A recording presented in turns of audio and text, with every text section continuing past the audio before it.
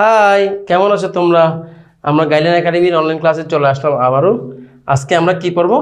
আজকেও আমরা index number পড়বো। তো ইন্ডেক্স নাম্বারের আজকের লেকচারে মনে হচ্ছে নতুন কিছু আছে। দেখি তাহলে কি আছে। ও, cost of living index number, অবশ্যই নতুন কনসেপ্ট। তাহলে কি জেনে নিই।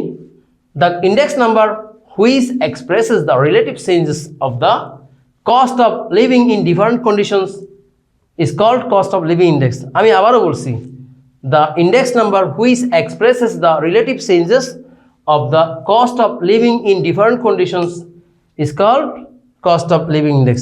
বাংলায় দেখি কি বলছে।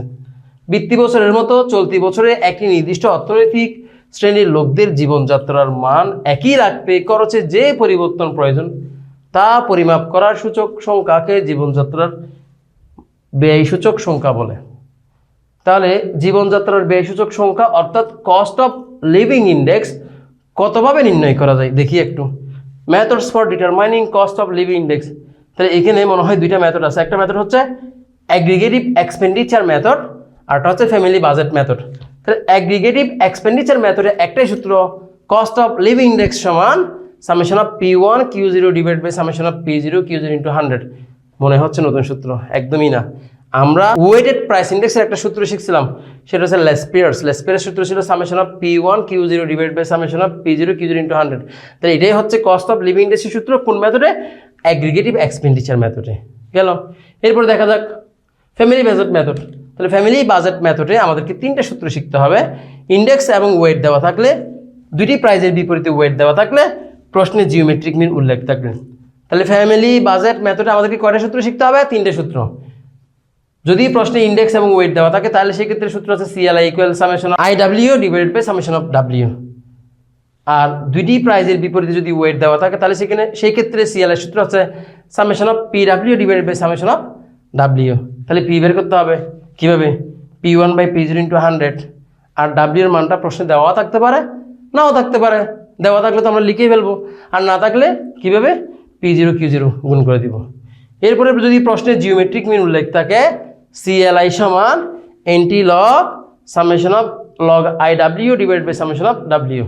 তাহলে ফ্যামিলি বাজেট মেথডে করে সূত্র তিনটা, ইন্ডেক্স এবং ওয়েট থাকলে, দুইটি ইয়ারের প্রাইসের বিপরীতে ওয়েট থাকলে, আর প্রশ্নে জিওমেট্রিক মিন উল্লেখ থাকলে। তো আমরা মোটামুটি কস্ট অফ লিভিং ইন্ডেক্সের অনেকগুলো সূত্র শিখে ফেলছি।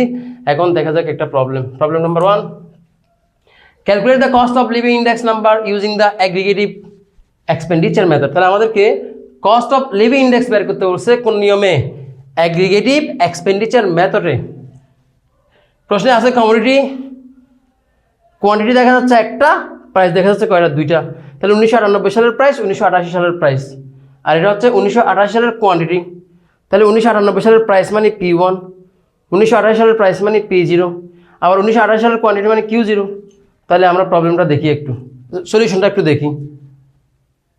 Calculation of cost of living index bracket দিয়ে লিখে দিছি ইউজিং অ্যাগ্রিগেটিভ এক্সপেন্ডিচার মেথড। তাহলে অ্যাগ্রিগেটিভ এক্সপেন্ডিচার মেথডের সূত্র ছিল summation of P1 Q0 divided by summation of P0 Q0। তাহলে প্রশ্নে দেখো কি আছে, কমোডিটি আছে, লিখে ফেললাম। Q0 এর মান অবশ্যই প্রশ্নে ছিল, P0 এর মানও ছিল, P1 এর মানও ছিল। আমাদের P1 Q0 এবং P0 Q0 দরকার। তাহলে শুধুমাত্র অতিরিক্ত দুইটা কলাম করছি, করার পর আমরা সমষ্টি বের করছি। এই সমষ্টি একটা কত? 4362.5 3505। ঠিক আছে। এখন আমরা দেখি সূত্র।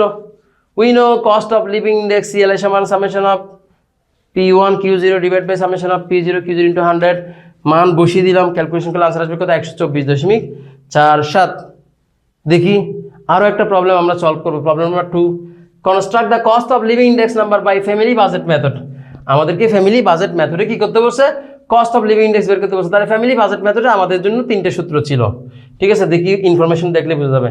আইটেমস হচ্ছে ABCD, চারটা আইটেমস দেওয়া আছে। 2001 সালের প্রাইস দেওয়া আছে, 2000 সালের প্রাইস দেওয়া আছে, 2000 সালের কোয়ান্টিটি দেওয়া আছে। তাহলে প্রাইস কয়টা? দুইটা। তাহলে 2001 সালের প্রাইস মানে P1, 2000 সালের প্রাইস মানে P0, আবার 2000 সালের কোয়ান্টিটি মানে Q0। কারণ এখানে 2000টা হচ্ছে বেস আর 2001টা হচ্ছে কি? কারেন্ট। তাই 2001 এর গুলোকে আমরা 1 লিখছি, 2000 গুলোকে কি লিখছি? 0 লিখছি। এখন দেখা যাক solution. Calculation of cost of living index bracket দিয়ে লিখে দিয়েছি ইউজিং ফ্যামিলি বাজেট মেথড। তাহলে ফ্যামিলি বাজেট মেথডে আমরা লিখছি আইটেমস P1 এর মান লিখছি, P0 এর মান লিখছি, Q0 এর মান লিখছি, এগুলো একটু আগেই ডিসকাস করা হয়েছে। এরপরে আমাদের দরকার যেহেতু দুইটা প্রাইজ আছে এখানে, কি আছে, দুইটা প্রাইজ আছে, তাহলে দুইটা প্রাইজ থাকলে তাহলে সূত্র কোনটা, summation of PW divided by summation of W। তাহলে এখন এই P1 এবং P0 এর উপর বেস করে আমরা কি আনছি P, তাহলে P1 বাই P0 ইন্টু 100, তাহলে P1 বাই P0 ইন্টু 100 মানে কি P। এরপর আমাদের কি লাগবে W, W আমরা কীভাবে পাই, P0 এবং Q0 গুণ করলে তাহলে P0 আমাদের কাছে আছে, Q0 আমাদের কাছে আছে, তাহলে আমরা W পেয়ে গেছি, শুধু P এবং শুধু W পেয়ে গেছি, P এবং W গুণ করতে দিলে কী পাবো, PW পাবো। তাহলে PW এর সমষ্টি কত, 28,400, আর W এর সমষ্টি কত, 80। সূত্র দিব, we know cost of living index CLI সমান summation of PW divide by summation of W। তাহলে মান বসিয়ে দিলাম, আনসার কত, 355। তো এগুলো তোমাদেরকে বারবার দেখতে হবে, খাতায় লিখে লিখে প্র্যাকটিস করতে হবে। আশা করি তোমরা বুঝবা। এতক্ষণ সাথে থাকার জন্য ধন্যবাদ। আল্লাহ হাফেজ।